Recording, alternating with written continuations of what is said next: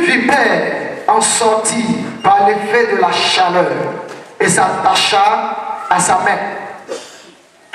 Au verset 4.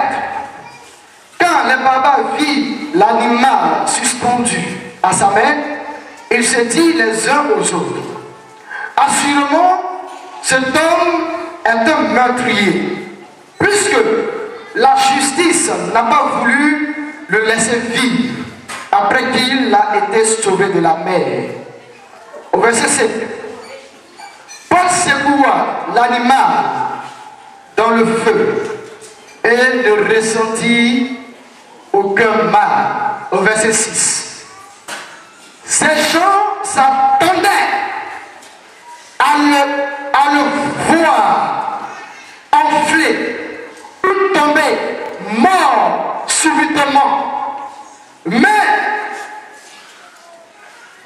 si tu as un but, tu peux souligner, longtemps attendu, voyant qu'il ne lui arriva aucun mal, il changeait d'avis et dit que c'était un Dieu. Quelqu'un peut acclamer le Seigneur.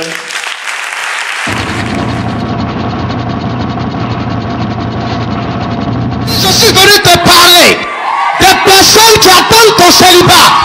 Ce matin, je suis venu te parler des personnes qui attendent que tu sois dans un éternel recommencement. Ce matin, je suis venu te parler des personnes qui veulent te voir dans la souffrance. Ce matin, je suis venu te parler des personnes qui attendent que tu sois dans la stérilité. Ce matin, je suis venu te parler des personnes qui ne veulent pas te voir avancer dans tes études. Et le thème de mon message ce matin, ils attendront longtemps. Dis à quelqu'un, ils attendront longtemps. Dis à quelqu'un, ils attendront longtemps. Alléluia. Nous voyons ici l'histoire de Paul. Paul qui partait en mission. Et voici dans cette mission, il a emprunté un bateau. Et pendant qu'il était couché quelque part là-bas, il voit dans une vision un ange qui lui dit: hey Paul, le bateau va couler. Il va avoir un problème sur la route. Donc rapidement, Paul va réunir tout le monde. Il va lui dire: l'Éternel, mon Dieu, m'a parlé. Et il a dit que le bateau va couler. Mais personne ne va mourir dans ce bateau. Personne n'aura un problème dans ce bateau. Alléluia. Alléluia.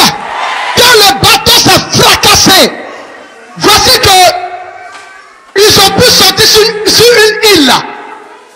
Et là, ils ont trouvé des personnes. Mais ce matin, je vais te dire, certainement, tu es dans un bateau.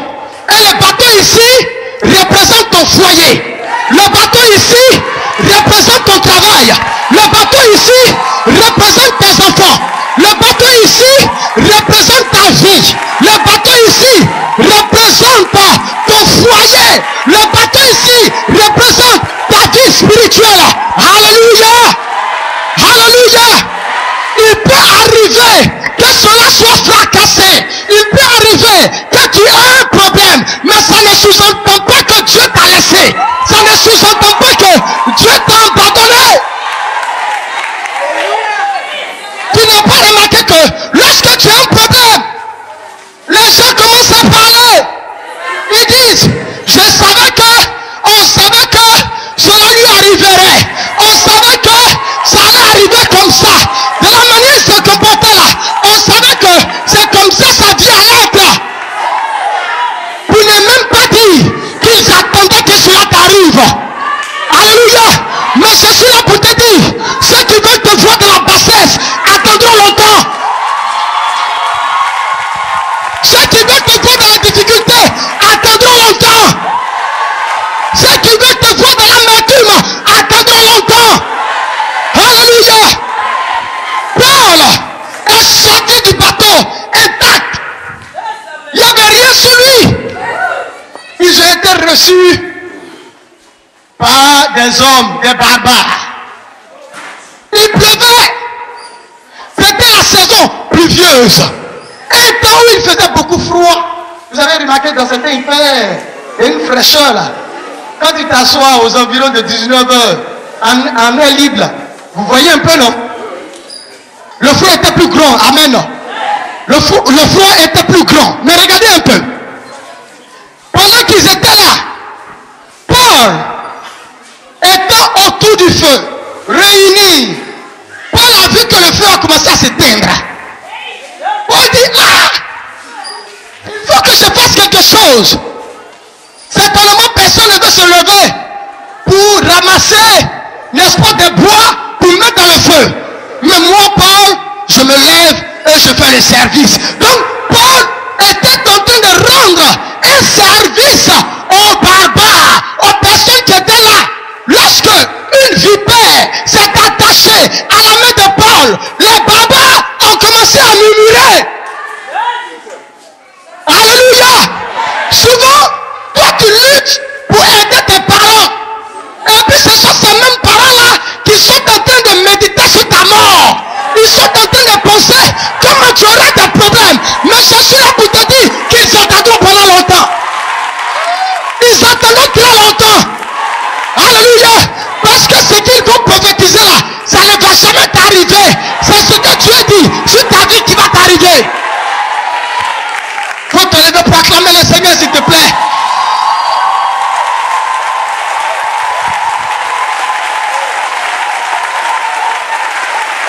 La Bible dit, ils s'attendaient à le voir enfler. Actuellement, tes parents ont fait un spirituel et ils ont dit, jamais tu ne vas te marier. Tu seras dans le célibat éternel. Ils ont prononcé ces paroles. Alléluia. Mais ce matin, le Seigneur m'envoie te dire que tes parents vont attendre longtemps. Parce que la Bible dit qu'il n'est pas bon que l'homme soit seul. Il n'est pas bon que la femme soit seule. Tu auras ton homme au sortir de ce lieu dans le nom de Jésus. Alléluia. Je dis alléluia. Je dis alléluia. Ces personnes regardaient l'heure à laquelle Paul allait mourir. Ces personnes étaient assises. Ils ont parlé de lui. On dit c'est un faiseur de miracles. C'est aujourd'hui on va voir. Il va mourir tout à l'heure. Il va mourir tout à l'heure. Mon frère, si tu es un parent que tu aimes, tu le vois dans des difficultés, quelle sera ta réaction? C'est de l'aider. Amen. Mais le monde est devenu, je ne sais pas, le monde est devenu tellement bizarre que l'homme n'aime pas voir son frère réussir. L'homme n'aime pas voir son frère aller de l'avant. Quand tu commences à aller de l'avant, on commence à te critiquer. On commence à te mettre des bâtons dans la roue pour te faire tomber. Mais ces personnes attendront longtemps. Ces personnes attendront longtemps. Parce que tu ne vas jamais tomber. Je ne vais jamais tomber. Jésus est avec nous. La Bible dit, il est un rocher pour nous. Jésus est un rocher pour toi. Alléluia. Je dis alléluia. S'il arrivait que tu aies une voiture, peut-être la voiture s'est brisée. Ne t'inquiète pas. Ça ne veut pas dire que Dieu t'a laissé. Dieu ne t'a pas abandonné. Alléluia. Dieu ne t'a pas abandonné. Il va te restaurer. S'il arrivait qu'un homme était avec toi, cet homme t'a laissé, Dieu ne t'a pas abandonné. Dieu va te restaurer. S'il arrivait que tu as échoué à ton examen, Dieu ne t'a pas laissé. Dieu va te restaurer. Attends-toi à sa main. Mais tes ennemis,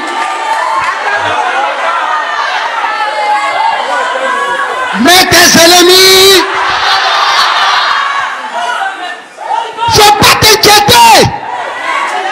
Souvent quand tu es là, tu entends, celui-là dit tant.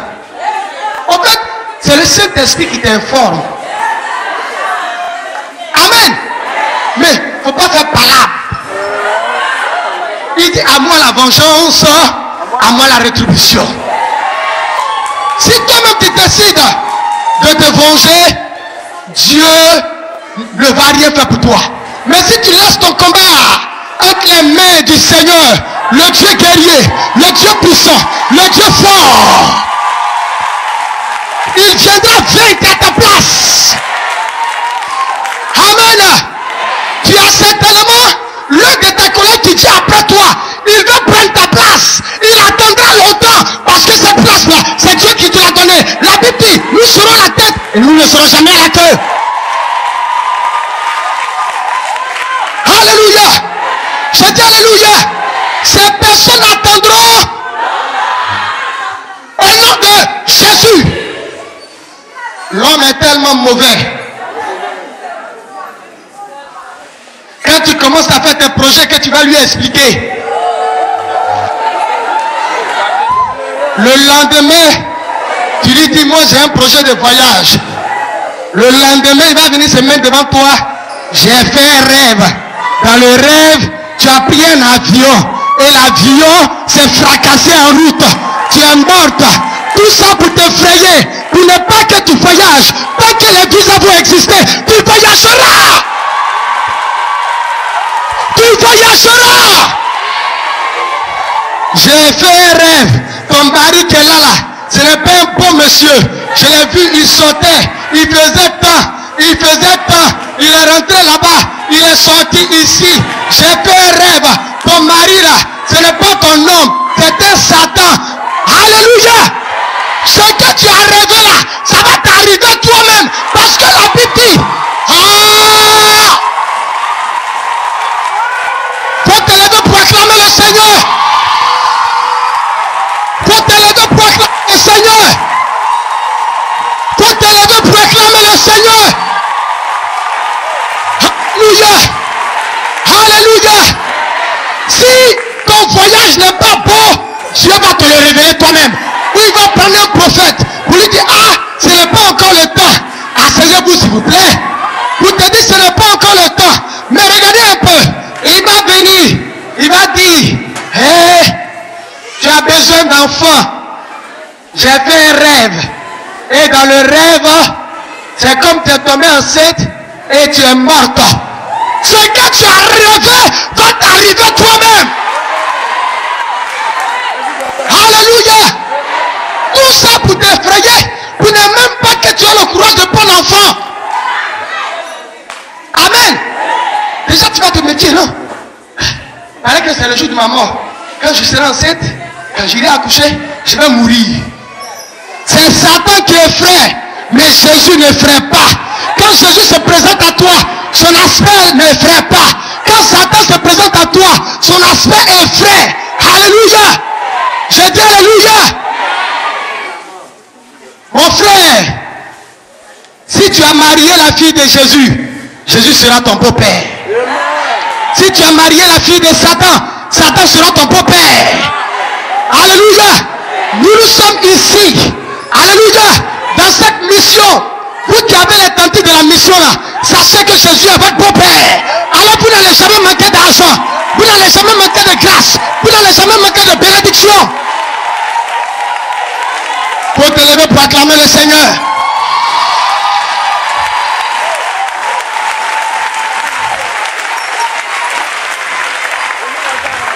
Tu as ton entreprise. Quelqu'un d'autre a son entreprise. Quand il est là, il ne fait que penser à mal de toi. Il veut qu'on ferme son entreprise. Son entreprise va tomber. On verra ici. Son entreprise a bien commencé. Mais l'entreprise va chavirer. Mon frère, celui qui est en train de parler va attendre longtemps. Il va attendre longtemps. Alléluia. Parce que la Bible dit, quand Dieu bénit, sa bénédiction ne se fait sur ton cœur, ça. Faut acclamer le Seigneur. Wow. Alléluia. L'homme est tellement méchant. Il n'aime pas voir son frère évoluer. Quand la mission mondiale évangélique est arrivée à San Pedro, j'ai entendu dire des serviteurs de Dieu, dans le mois de juin, évangélico va s'éteindre. On ne parlera plus d'évangélico à San Pedro. Quand nous sommes arrivés dans le mois de juin, c'est là que nous avons eu la salle de cinéma. Il faut attendre longtemps.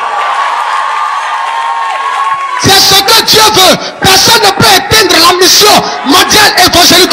Moi là, je ne peux pas éteindre la mission mondiale évangélique. Le grand missionnaire ne peut pas éteindre la mission mondiale évangélique. Même Dieu, parce que cette mission est venue pour atteindre un but. Un but mondial.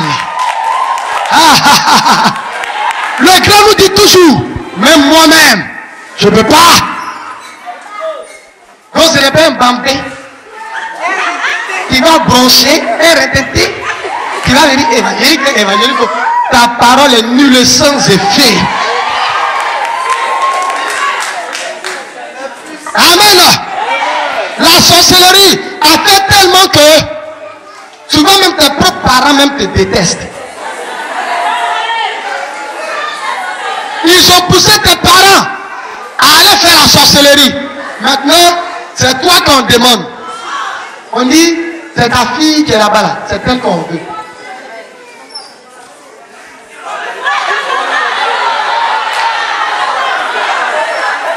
Quoi? Ils attendront longtemps. Toi, tu ne mourras pas selon la volonté d'un homme. Tu ne mourras pas selon la volonté d'un sorcier. Tu ne mourras pas selon la volonté de qui que ce soit. C'est Dieu qui décide de ta vie. Je dis alléluia. Alléluia. Ce matin, sois tranquille. Ce matin, aie le cœur apaisé. Parce que même s'il y a quelque chose qui a chaviré dans ta vie, mais Dieu va te restaurer. Dieu ne va pas t'abandonner. La Bible dit, je ne t'abandonnerai pas et je ne te délaisserai pas. Bon l'Éternel, j'ai agiré dans ta vie. Il faut te lever rapidement. Lève-toi rapidement. Lève-toi rapidement. Et commence à prier. Commence à prier. Commence à prier. Commence à prier. Commence à prier.